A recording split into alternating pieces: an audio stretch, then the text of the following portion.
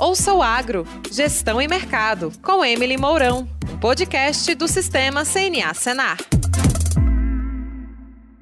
Olá, esse é mais um episódio do podcast Ouça o Agro, Gestão e Mercado. Hoje nós voltamos a abordar o tema de sustentabilidade com a retrospectiva 2022.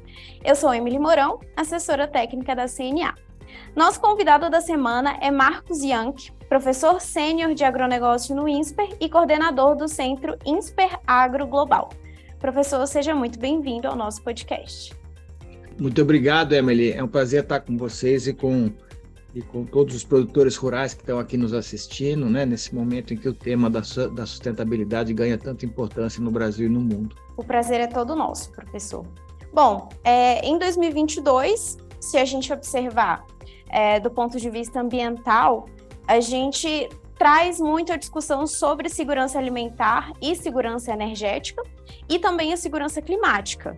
Elas, então, foram predominantes no nosso debate. 2022 foi um ano de muitas discussões sobre a necessidade de implementação do Código Florestal, da internalização dos compromissos da COP26 do Acordo do Clima e a pouca efetividade da COP27. Tivemos também o arrefecimento das políticas ambientais e energéticas da Europa e a segurança alimentar em função da guerra da Ucrânia. Então, de forma geral, como a agenda de segurança energética, climática e alimentar estão interligadas e como evoluíram em 2022? Bom, eu acho que desde a pandemia a gente viu esse desarranjo, né, na oferta e demanda de commodities agropecuárias, né, a questão climática ganhando mais importância, aqui no Brasil mesmo impactos muito visíveis, afetando a safra do sul, afetando a safra de milho lá na colheita anterior, e depois também tivemos as geadas de meio de ano. Quer dizer, a gente vê que essas questões climáticas estão se recrudescendo no mundo.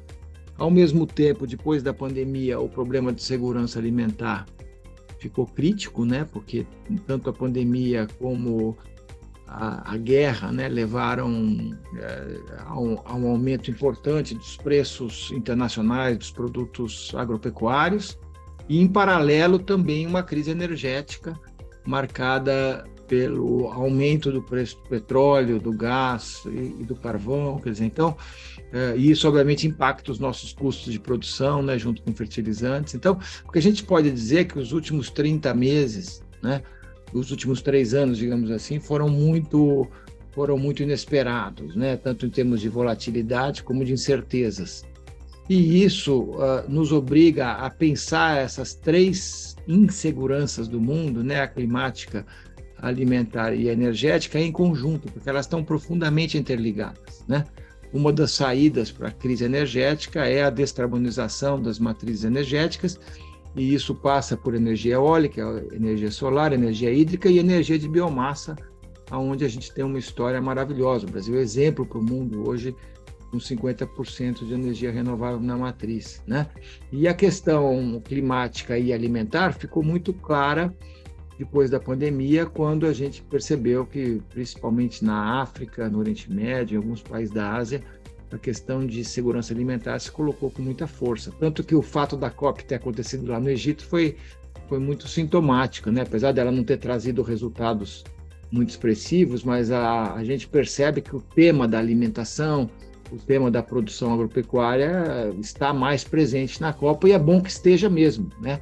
Porque o desafio do mundo não é apenas resolver mitigar o problema climático, mas é também alimentar 10 bilhões de pessoas em 2050, né? Com escassez de recursos naturais. Então, não dá para você dissociar clima de alimentação e de energia. As 3 coisas andam juntos. Inclusive, o maior vilão do clima é a questão dos combustíveis fósseis. Não é o desmatamento, como alguns querem acreditar, mas é o uso de combustíveis fósseis, aonde o Brasil tem sido exemplo e não vilão, né? Então, eu acho que é por aí. Quer dizer, eu acho que essa tripla agenda, né, climática, energética e alimentar vai continuar em pauta no mundo, né? E o Brasil tem que ser protagônico nessa discussão, né? O fato da gente ter a quantidade de florestas que a gente tem uma agricultura que está entre as melhores e mais competentes do mundo, e o fato da gente ter uma experiência de energia renovável, nos obriga a estar presentes em todos os fóruns que se discutir clima, energia e alimentação. Como é que o senhor vê, então, esse posicionamento da Europa em relação às florestas brasileiras, em cobrar maiores agendas sustentáveis da gente, agenda verde, do clima, quando a gente observa que, durante a guerra da Ucrânia, muitos países reativaram suas usinas de carvão, por exemplo? Então, eu acho que o que existe aí, né, uma pressão europeia, que não é de hoje, né, onde eles querem, obviamente, abordar o tema lá do desmatamento, né, e isso acaba sendo usado por razões protecionistas, inclusive, né, quer dizer, essa discussão ela não é desassociada de um protecionismo histórico da União Europeia na área de produtos agropecuários. E aí eu acho que eles vão um pouco longe demais quando falam em desmatamento legal zero, né? Eu acho que eles cobrarem desmatamento ilegal fora da lei zero no Brasil está absolutamente correto, porque a gente tem um problema de ilegalidade de verdade no Brasil, a gente não tem combatido o desmatamento ilegal adequadamente, ele é 95% dos atuais 1,2 milhões de hectares que o Brasil tem de desmatamento, 95% é ilegal, 60% é em áreas que estão sob controle do Estado, né? E o Brasil tem que fazer alguma coisa porque é o cumprimento da lei brasileira, fiscalização, implantação do Código Florestal, regulação fundiária, né? Então acho que essa cobrança é absolutamente legítima e ela tem a ver com a gente cumprir o que está na lei brasileira, implementar definitivamente o Código Florestal que levou tanto tempo em discussão e já são aí quase 10 anos desde que ele foi implementado. Eu acho que essa parte é muito legítima. A questão de ir além do código, né, e exigir desmatamento zero, claramente é uma confrontação à lei brasileira, né? Então, eu acho que a gente deve levar esse debate, sim, para fóruns internacionais. Eu entendo que o tema ambiental vai estar indo também para a Organização Mundial de Comércio e cabe ao Brasil questionar, né, se você impõe regras ou padrões privados acima da lei, o quanto isso é correto ou não sob a ótica das regulamentações internacionais de comércio. Eu acho que isso é um ponto importante no meu ponto de vista, mas é um fato, quer dizer, a gente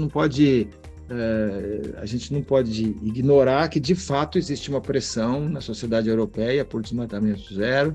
As próprias empresas que exportam estão hoje sendo questionadas nisso, né?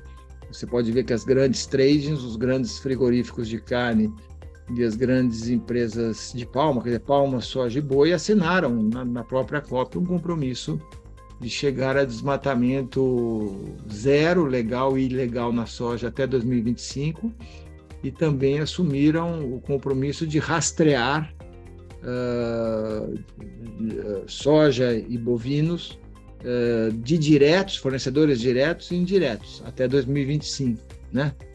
No caso do boi, o compromisso é desmatamento ilegal zero, e no caso da soja é legal e ilegal. Portanto, essa pressão já estava vindo pelo lado das empresas, atendendo aos seus clientes, e agora vem através de legislação. É bem verdade que, por enquanto, é só no bioma da Amazônia, quer dizer, não é ainda sobre o Cerrado, mas cedo ou tarde será sobre o Cerrado, e cedo ou tarde esse tipo de legislação também chegará aos Estados Unidos e, eventualmente, à China. Eu acho que a China vai demorar mais, né? Mas eu tenho certeza que os americanos seguirão a Europa. Então, eu acho que é um tema da maior importância, e eu entendo que a gente deve, nesse debate, cumprir a legislação brasileira à risca e, ao mesmo tempo, questionar a questão do desmatamento legal sob a ótica de ESG, né? Eu acho que esse é um ponto importante, Emily.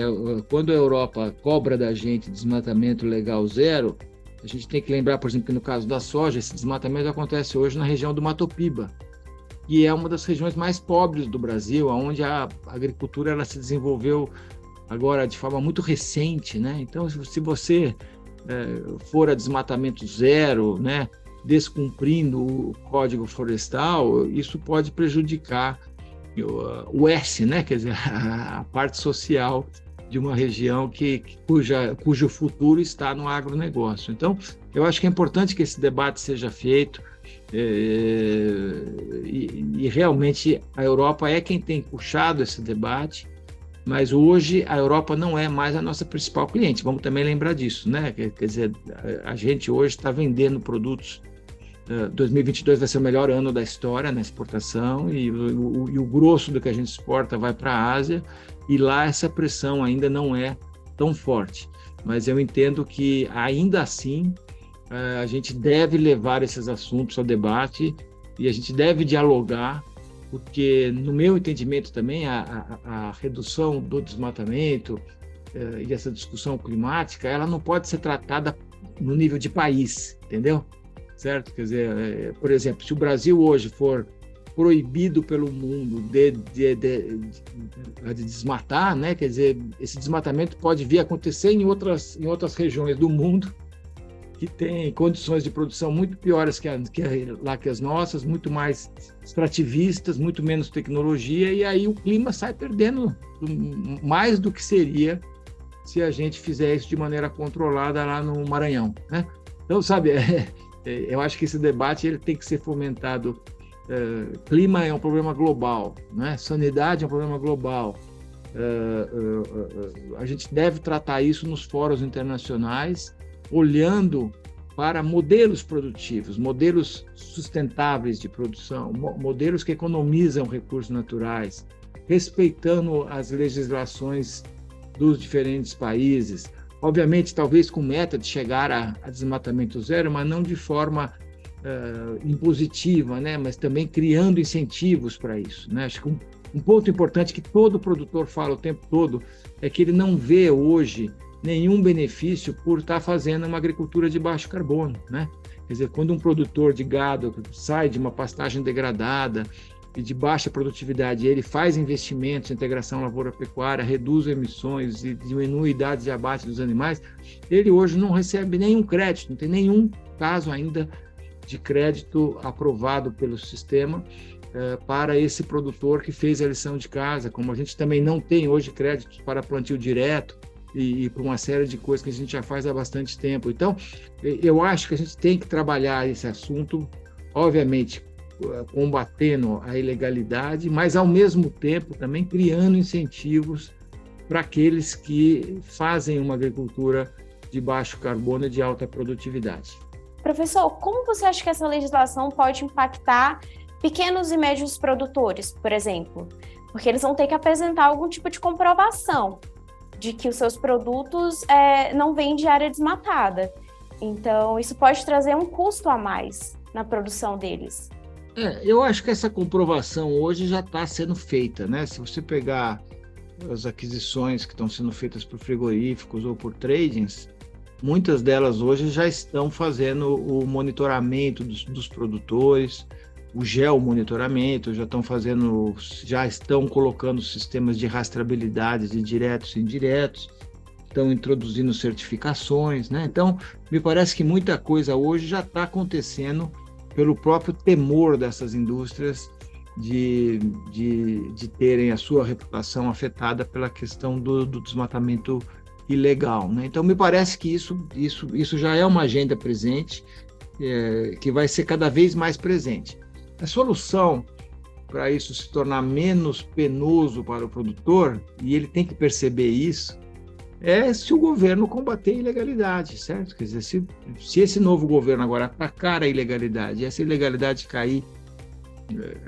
fizer cair o desmatamento em 90%, vamos imaginar aqui um cenário ideal, isso certamente beneficiará o produtor, porque a cobrança será muito menor, né? Vamos lembrar que, por exemplo, pega o caso da soja, certo? Possivelmente 95% da soja não tem nenhum risco de desmatamento, né? Se você pegar, talvez, lá do Mato Grosso para baixo, né, são áreas já maduras. Esse problema lá do desmatamento, ele atinge basicamente a região norte e nordeste, né? O bioma da Amazônia e os cerrados do nordeste, né? Então, me parece que quem está naquela região que vai ser mais afetado por isso. As empresas já estão avançando. Se o governo diminuir o desmatamento, isso vai ser positivo para quem opera legalmente, né? Claro que quem opera ilegalmente vai acabar perdendo, mas quem opera legalmente vai se beneficiar disso, né? E eu acredito que no médio e longo prazo isso vai chegar também a outros países. Então, de certa forma, eu acho que esse exercício da gente separar o joio do trigo dentro do agro vai acabar sendo necessário e vai acabar sendo cobrado, né?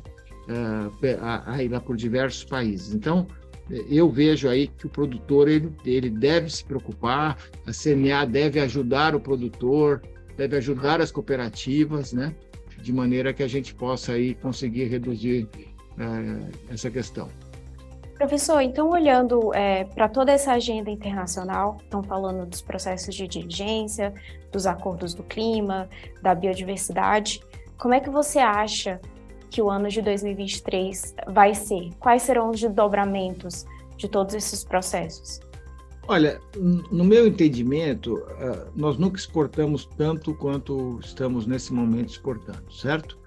E não há uma restrição ainda às nossas exportações por razões ambientais. Vamos falar, quer dizer, acho que é importante que todo mundo entenda que a legislação europeia ainda está em processo final de aprovação e ela, de fato, só vai vigorar a partir de 2024, certo? E a Europa hoje é muito pequena para as nossas exportações, ela já foi gigante, hoje ela é pequena, hoje quem interessa é mais a China e a Ásia. Mas eu acho que o produtor deve se preocupar com isso, mas o produtor deve ver essa questão não apenas como uma penalização que de fato existe na questão de quem trabalha ilegalmente, vai ser penalizado mesmo e vai ser penalizado pelo sistema, mas é importante que o produtor veja isso como uma oportunidade, certo? Quer dizer, se o produtor está operando dentro da lei, se ele fez desmatamento legal, se ele está usando técnicas de baixo carbono, se ele está usando energia renovável, tudo isso pode gerar para ele, ao longo dessa década, ao longo dos debates que acontecerão tanto no nível regulado, nas COPs do clima, como através do setor privado, no sistema voluntário, eu acho que tudo isso pode gerar, sim, pode separar aquele produtor que faz as coisas corretamente daquele que não faz. E isso, no meu entendimento, é positivo. E olha, eu tenho andado pelo mundo, né? Eu fiquei 10 anos fora do Brasil, minha última experiência foram quase 5 anos na Ásia, eu não vi nenhuma agricultura que tivesse a capacidade que o Brasil tem de ser um player importante, não só em produtividade, mas em aumento de área plantada através de integração lavoura-pecuária e em agricultura de baixo carbono, né? A gente tem todas as condições para ser um dos países que mais vai se beneficiar da questão climática internacional, né? Agora, isso depende ainda da gente se coordenar melhor, da gente dialogar com os europeus e com outros países. Esse diálogo não é só climático, ele é alimentar, ele é energético, né? A gente tem que fazer coalizões, né? Porque você tem aí, digamos, grupos protecionistas europeus ou chineses ou americanos que vão tentar diminuir o nosso acesso a mercados. Tem países que subsidiam para burro. Então, eu acho que a gente tem que fazer coalizões com outros países que são como a gente, que são também exportadores agrícolas. A gente tem aliados que são os nossos importadores de alimentos em todo o mundo. Eu acho que a gente deve estar fomentando, a gente tem que ser mais protagônico, a gente tem que ser mais organizado em um debate que vai ser, daqui para frente, cada vez mais espinhoso, né? Eu não tenho a menor dúvida que essa questão climática, ela mudou de patamar e ela hoje merece atenção total do produtor e das suas entidades de classe, como o caso da CNA. Bom, o Código Florestal, então, ele é um importante instrumento indicador das metas climáticas e da biodiversidade, mas a sua ampliação encontra dificuldades, né? Mesmo com uma ampla adesão por parte dos produtores rurais. Então, ao longo de 2022, a gente discutiu muito os números das análises dos CARs e a adesão dos produtores rurais ao PRA. Então, professor, quais foram os principais gargalos para os órgãos ambientais? Qual foi a dificuldade dos órgãos ambientais em analisarem o CAR? e para os produtores rurais na adesão ao PRA em 2022? Olha, eu acho que o CAR ainda tem um nível de verificação bastante baixo, né? E o principal fator que afetou que explica o baixo resultado de validação dos CARs é que o assunto ficou judicializado por 7 anos, né? O código foi aprovado em 2012, mas até 2019 ele ainda estava sendo avaliado pelo Supremo. Então foi de lá para cá que as coisas começaram a avançar, né? E aí você vê estados avançando mais rápido que outros, né? Você veja que agora, nessa última divulgação sobre o desmatamento, a gente vê que o desmatamento caiu em quase todos os grandes estados agrícolas, mas ele subiu lá no Amazonas, por exemplo, né? Que nem é um estado agrícola relevante, mas acaba acontecendo isso. Alguns estados têm mais fiscalização, têm mais verificação de auditoria de CAR, e tem um programa de regulação ambiental em funcionamento, e outros não, né? A situação ainda é muito heterogênea em termos do comportamento dos estados. Então, eu acho que esse é um assunto que deveria merecer muito mais atenção, tanto das secretarias de meio ambiente dos estados, como do Ministério do Meio Ambiente, no sentido da gente avançar mais rápido na implementação do código, sabe? Eu acho que o código, sempre você pode criticar o código, dizer que ele está pendendo para um lado ou para o outro. Os produtores falam que ele é o mais rígido do mundo, que nenhum país no mundo tem que fazer reserva legal como a gente tem, mas a verdade é que é o código que reflete o consenso da sociedade, né? Eu mesmo participei ativamente dos debates do código enquanto presidente da União da Indústria da Cana-de-Açúcar, e é o que foi possível, entendeu? Foi um grande avanço, porque havia uma lacuna de legislação nessa área, certo? A legislação tinha se alterado inúmeras vezes desde 1934, e o Código, em 2012, ele botou uma pedra definitiva nessa questão, que foi depois confirmada pelo Supremo. Então é o que temos hoje, e por ser o que temos hoje, temos que implementá-lo, né? Porque não adianta só você combater a ilegalidade com policiamento, né, com fiscalização, porque isso você está atuando sobre a doença, mas não sobre as causas dessa doença, né? É igual a criminalidade lá nas comunidades, lá nas favelas. Quer dizer, não adianta só a repressão, é preciso, ao mesmo tempo, trabalhar nas causas que levam a isso. E no caso da questão do desmatamento, para a gente resolver de forma definitiva essa questão, a gente tem que implantar o Código Florestal nos estados, tem que ter prazo que funcione, né? E tem que também atacar o problema da regularização fundiária, que esse sim é muito antigo no país e que é um dos grandes problemas. Você tem que linkar o CPF ou CNPJ dos produtores com o CAR, né? E hoje isso ainda não é feito de maneira adequada. O senhor acha, então, que a regularização fundiária é um meio para a gente alcançar a regularização ambiental dos produtores rurais? Eu acho que porque historicamente as coisas foram se alterando, né? Quer dizer, teve um certo momento que o governo só dava o título se você desmatasse de fato, né? E hoje se quer preservar, então existe uma certa contradição hoje entre a questão fundiária e a questão ambiental, e pelo que eu tenho ouvido nas minhas viagens à região norte, as duas coisas são absolutamente fundamentais, né? A palavra que domina qualquer conversa lá no norte é regularização, né? E regularização significa você trazer a lei, né?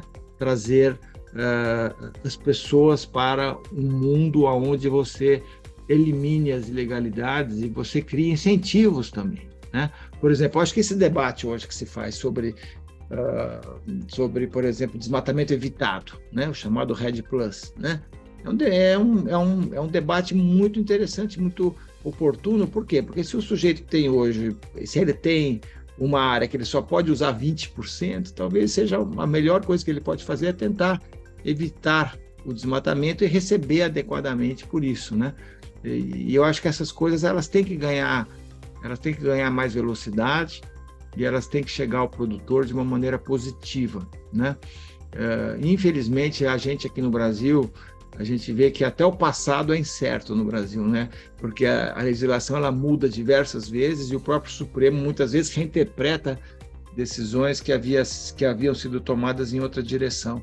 Então, me parece que quanto mais a gente trouxer a legalidade, quanto mais a gente trouxer incentivos econômicos para a sustentabilidade, não apenas punição, melhor será para que a gente possa transformar esse limão numa limonada. 2022 realmente foi muito desafiador. Então, eu lhe pergunto, quais são as suas expectativas para o ano de 2023 na agenda sustentável? Olha, eu tive lá no Egito, né, e vocês também tiveram, a CNA e várias entidades.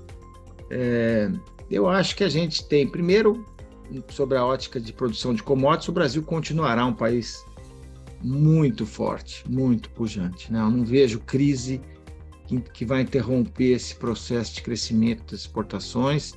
Ele foi fenomenal nos últimos 3 anos, depois da pandemia. O mundo precisa do Brasil, isso é evidente, né? Nossa capacidade de reação às adversidades da pandemia e da guerra foi imensa, né? Então, eu acho que 2023 continuará sendo um ano bom, mesmo que os preços caiam. Eu acho que continuará sendo um ano ainda bastante bom, onde a gente vai ver a expansão das exportações e o Brasil vai contribuir com a segurança alimentar global. Agora, a questão climática, para mim, a gente tem que diminuir o lado de vilão e aumentar o lado de solução, entendeu?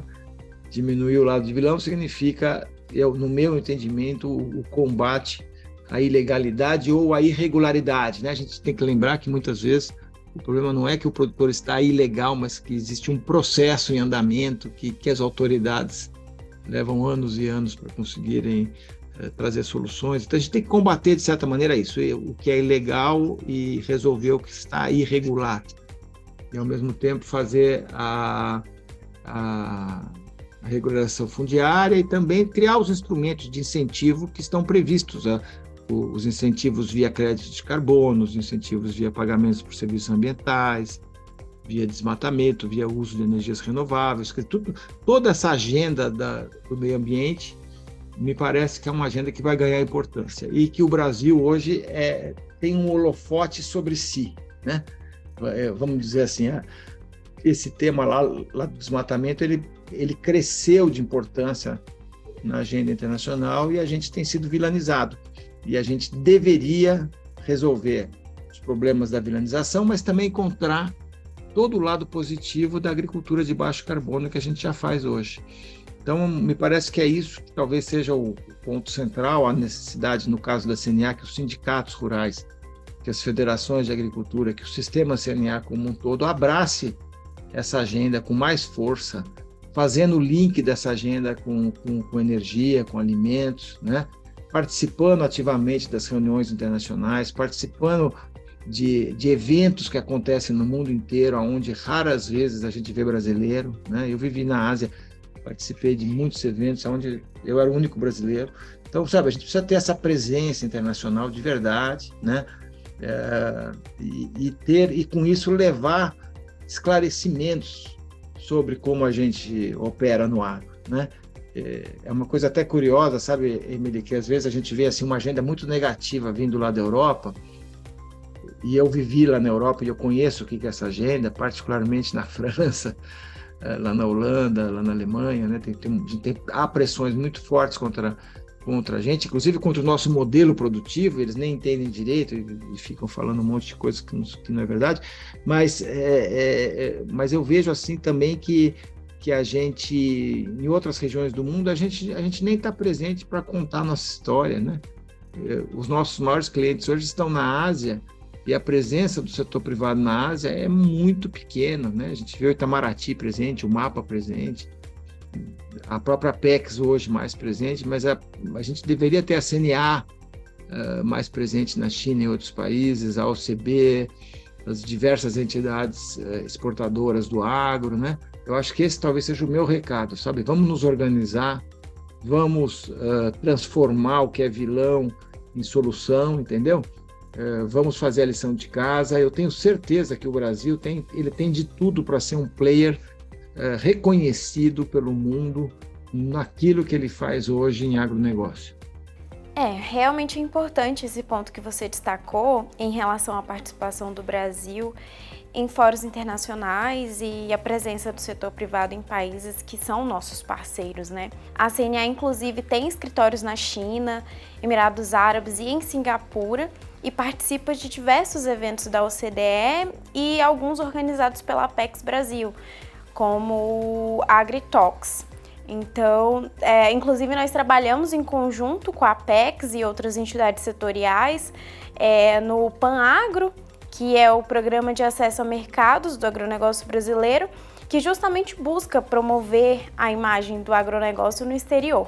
Bom, é isso. Escutamos então Marcos Yank, professor sênior de agronegócio do INSPER e coordenador do Centro INSPER Agro Global. Professor, muito obrigada pela entrevista e por compartilhar a sua visão sobre o tema e enriquecer ainda mais o nosso debate. Muito obrigado e fico sempre à disposição do Sistema CNA e principalmente dos produtores para levar esse debate à frente, não só na questão climática, mas também na questão do comércio internacional e da presença do Brasil no mundo em agronegócio. Muito obrigado pelo convite. Esse foi mais um episódio do podcast Ouça o Agro. E aos que nos ouvem, obrigado pela audiência. Ouça o Agro, Gestão e Mercado, com Emily Mourão, podcast do Sistema CNA Senar.